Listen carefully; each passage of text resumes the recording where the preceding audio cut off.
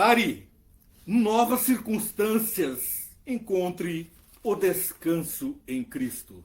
40 anos se passaram, o povo peregrinava pelo deserto. Toda uma geração tombava falecida em meio a pedras e areias. Mas uma nova geração encontrou a liberdade e agora buscavam o descanso em Deus, a terra prometida. Estavam eles peregrinando pelo deserto, vendo a nuvem, o Senhor com seus anjos por sobre o povo, representando a sombra, o descanso para um povo que estava fatigado caminhando pelo deserto.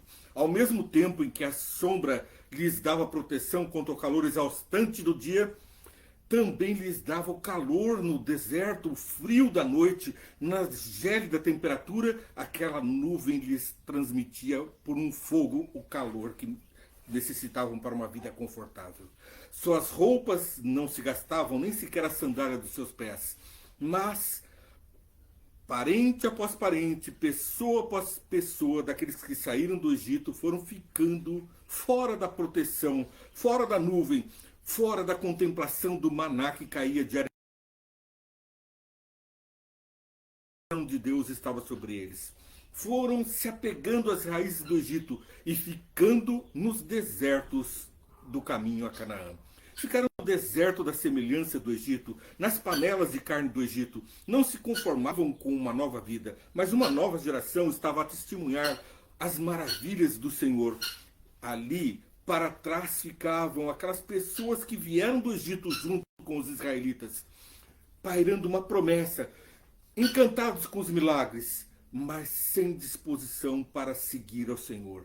Estavam seguindo a nuvem, enquanto ela mostrava prosperidade. Mas quando a nuvem parava por qualquer motivo, ou quando caminhava em direção a coisas que eles não queriam deixar para trás, as tendências do Egito, as panelas de carne, as codornizes eram enviadas, e esse povo morria com a carne entre os dentes. Não podiam se desvincular das paixões do Egito. Mas uma nova geração estava a caminho. Novas circunstâncias é o tema da lição de hoje do Vê e Entende, no Descansando, encontrando o descanso em Cristo. Qual é o descanso que Cristo promove, além de dar comida, abrigo de calor, abrigo contra o frio, com a nuvem em forma de fogo, todas essas proteções, com proteção contra pestes e também as guerras contra os inimigos, eram sinais poderosos, mas a grande circunstância que inspirava a fé era o tabernáculo no centro do acampamento de Israel. Aquele centro de Israel estava o povo de Deus. No povo de Deus estava ali o tabernáculo, a nuvem sobre o tabernáculo, os sinais miraculosos, as pedras que estavam ali, Urim, dando sinal da presença de Deus. Tudo numa orientação maravilhosa para obterem o descanso em Cristo. Mas uma geração fica para trás e uma nova geração arruma rumo ao alvo. Uma nova geração segue firme em passos firmes rumo ao alvo, a nova Canaã. Diferente, portanto, da teologia popular, que prega que o sábado surgiu para os judeus e com os judeus, nós vemos aqui que anteriormente ao Sinai já havia o descansa em Cristo. Descansa no santo sábado do Senhor. O alimento especial que Deus provia era um lembrete diário. O maná caía diariamente, mas na sexta-feira vinha uma porção dobrada. Nessa porção dobrada seguia então um sinal da presença de Deus. Eles recolhiam diariamente apenas a porção necessária, útil. Aquela porção... Só um segundinho, você que dá uma atenção.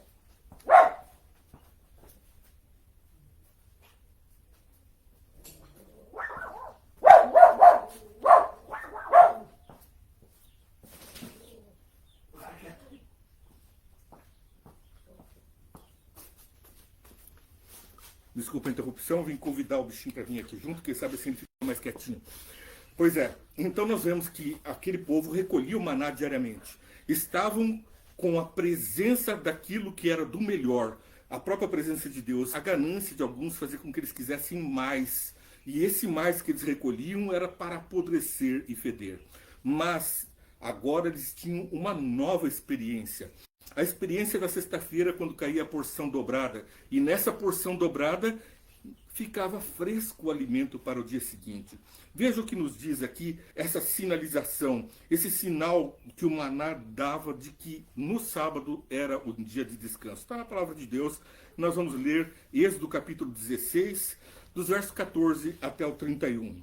Leio, portanto, o 30 primeiro. Então o povo descansou no sétimo dia.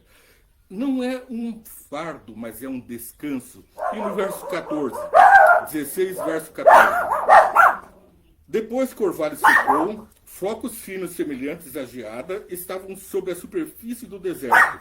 Quando os israelitas viram aquilo, começaram a perguntar uns aos outros: "Que é isso?", pois não sabiam do que se tratava. Disse-lhes Moisés: "Este é o pão que o Senhor lhes deu para comer." Estavam reclamando. Da providência divina veio o pão, a saciedade das necessidades.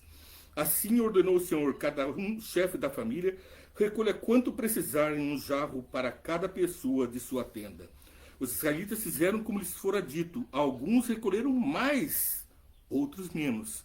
Quando mediram com o jarro, quem tinha recolhido muito não teve demais, e não faltou para quem tinha recolhido pouco. Cada um recolheu quanto precisava. Ninguém deve guardar nada para a manhã seguinte, ordenou Moisés. Todavia, alguns deles não deram atenção a Moisés e guardaram um pouco até a manhã seguinte. Mas aquilo criou bichos e começou a cheirar mal. Por isso, Moisés irou-se contra eles. O pecado, a desobediência, fede, cria bichos.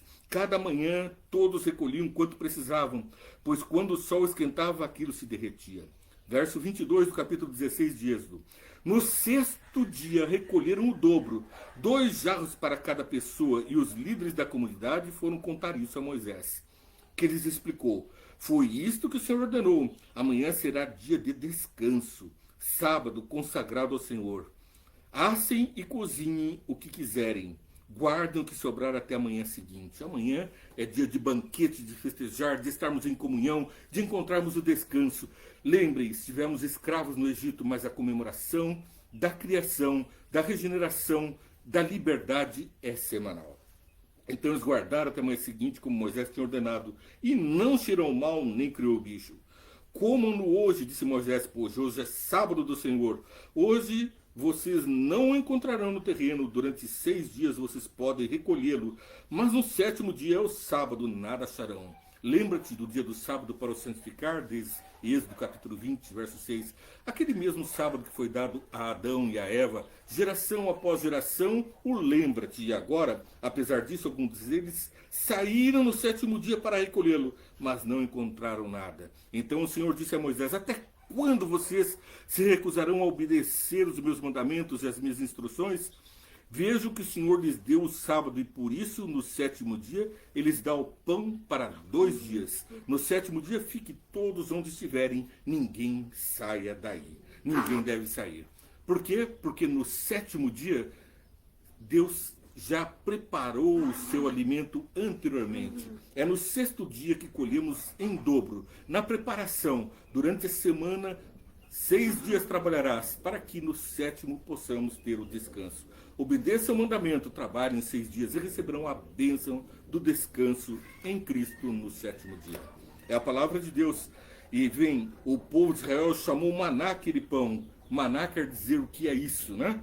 E ali a explicação do que era isso era um lembrete da providência divina para aqueles que obedeciam os seus mandamentos. Quem era ganancioso recebia bichos e fedor, mas aqueles que estavam de acordo com os mandamentos recebiam uma porção dobrada do alimento. O povo de Israel chamou maná aquele pão. Era branco como a semente de coentro e tinha um gosto de bolo de mel. Disse Moisés: "Ó Senhor ordenou que recolham um jarro de maná e que o guardem para as futuras gerações, para que vejam o pão que lhes dei no deserto quando os tirei do Egito." Para quem é o maná que está guardado no jarro? É para mim, é para você, para lembrarmos da ordenança de Deus quanto ao sábado e também para lembrarmos da providência dele aqui, agora, hoje, nos preparando para recebermos a cidade celeste reformada. Como poderemos viver num lugar se não tivermos obediência aos mandamentos de Deus? Como poderemos receber as bênçãos se as recolhemos sem amar ao próximo, sem pensar em ter também para o outro e queremos acumular, é para bichar, é para feder. Como poderemos almejar viver na presença dos santos em Canaã se nós não obedecemos e queremos trabalhar no sábado, afrontando a providência divina que nos deu o pão durante os 6 dias de trabalho, na sexta-feira o maná dobrado? Bom, Moisés já tinha vivido bastante e já estava partindo para a nova Canaã. Ele iria morrer na entrada de Canaã e ser ressuscitado pelo nosso Senhor Jesus Cristo, e para então ter a sua recompensa, estar nos céus. Um dos poucos vivos que está nos céus, aguardando que Jesus venha também nos buscar para passar 1000 anos com ele. O lugar dele está na nova Canaã, onde que vai descer essa terra. Pode ser o teu vizinho. Pense nisso. Moisés, teu vizinho, aquele que contemplou os milagres, vai, como você, ver o maior de todos os milagres, os cravos na mão, levando você para os céus. É com coroas de espinho, com os cravos nas mãos, que Jesus nos dá a lembrança da sua salvação. E Moisés quis transmitir isso em Deuteronômio capítulo 5, do verso 6 a 22. Ele repete as ordenanças e os mandamentos ao povo de Israel, instigando-os, lembrando-os de que, apesar de que ele esteja velho e vá à sepultura, ainda assim eles devem continuar firmes, uma juventude que avançava por sobre as dificuldades. E está lá no capítulo 5, verso 10. Leio também o 9. Não te prostrarás diante deles, nem lhes prestarás culto, porque eu, Senhor teu Deus, sou Deus zeloso e castigo os filhos pelos pecados dos pais, até a 3ª e 4ª geração daqueles que me desprezam. Mas trato com bondade 1000 gerações dos que amam e obedecem os meus mandamentos. Isso é repetido quer no 5º mandamento da lei de Deus, Êxodo capítulo 20, versos 5 e 6, como agora aqui em Deuteronômio, Deus, através de Moisés, lembra o povo de que eles devem guardar os mandamentos. Um a um dos mandamentos é aqui relembrado no verso 12. Guardarás o dia do sábado a fim de santificá-lo, conforme o Senhor teu Deus ordenou. E segue até o verso 22 e leio. Estas foram as palavras que o Senhor falou a toda a assembleia de vocês em alta voz, no monte do meio do fogo, da nuvem e da densa escuridão.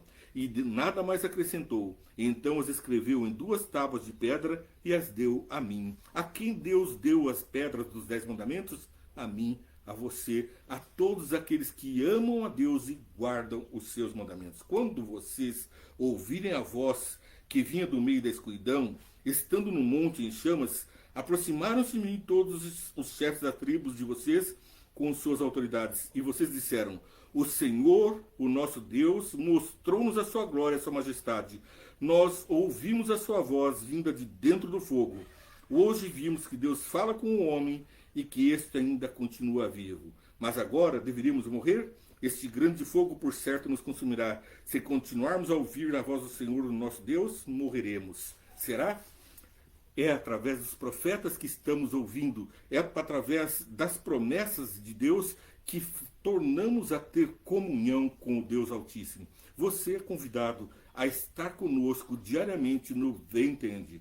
Todos os dias uma programação especial leva a palavra de Deus com o descanso em Cristo, para que você possa contemplar as maravilhas do céu na sua própria vida. Que Deus te abençoe e multiplique a sua vida em bênçãos para todos. Vamos orar. Senhor Deus, estamos diante de Ti conforme a Tua promessa, de que nos mandarias o Santo Espírito para nos confortar de acordo com a Tua palavra. Ilumina nossa mente e abençoa os que estão participando, os que estão ouvindo. Faz com que a vida deles brilhe muito como um tesouro seu escondido aqui nessa terra.